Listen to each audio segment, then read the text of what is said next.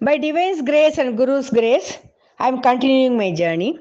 And today's recording is about one Avudai Akkal, who was a woman Jnani.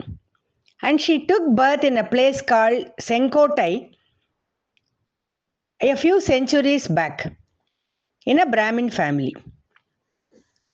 In the first part, I will cover about her life. In the second part, I will cover her teachings. For this particular recording, one should travel back to that particular era when she took birth and what the customs and formalities and rituals were. So, as a small child, as per the custom which existed at that time, she got married and she lost her husband also. So, she was a child widow. And when she lost her husband, everybody was crying. Her mother, father, and the people who were nearby, they all had assembled and they were crying. She put one question to her mother. She asked, when some boy of some family died, why you people are crying? That was the question she put to her mother. Then, as per the formalities which had to be followed for a widow, they all happened to her also. And she was not allowed to meet anybody. And she was confined to a room. And suddenly, a great life-changing event happened in her life when a Jnani by name Sridhar Ayyaval visited Senkotai. Once again, I request my listeners to travel back to that particular era.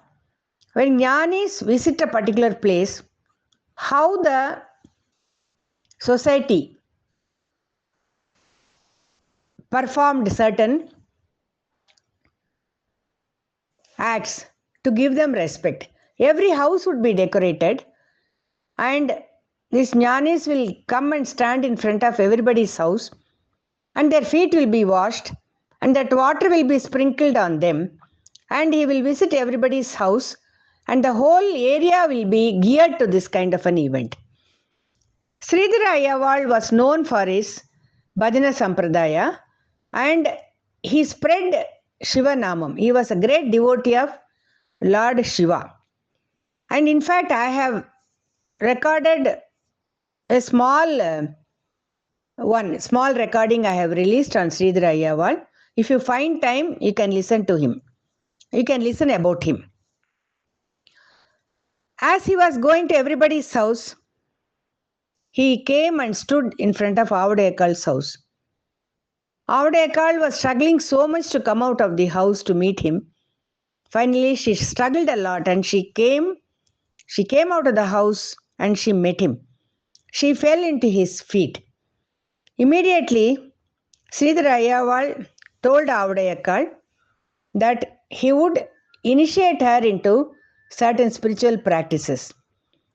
And it happened very soon and Avudai Akkal was initiated by her guru Sridhar Ayyaval and she started following them. This again created a lot of trouble in the neighborhood. One thing was, Sridhar Ayyaval was a Jnani and Avudai Akkal was a widow. So this kind of a thing was very common in those centuries and Avudai Akkal struggled a lot and she overcame the obstacles. Those obstacles are happening even today. If anybody wants to pursue spiritual path, there is a lot of opposition in the family and in the society. So we must also have courage to do what we want when we decide to follow certain path. So Avudai Akkal was continuing with her penance.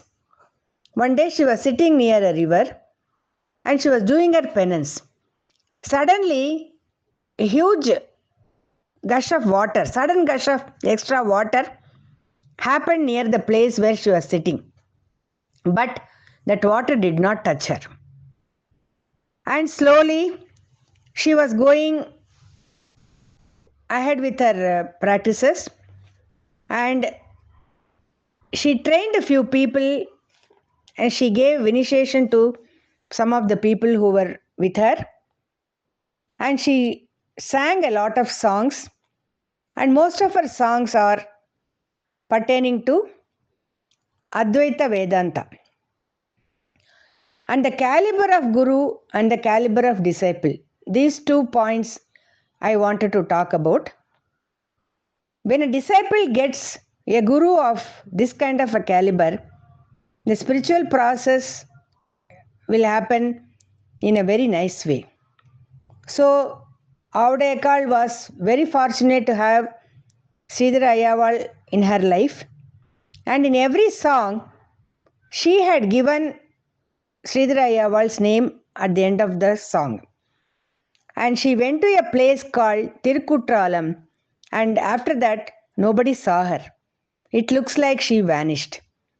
And Sridhar Ayyaval himself merged with the deity in a place called Tiruvadai Marudur, which is again in South India.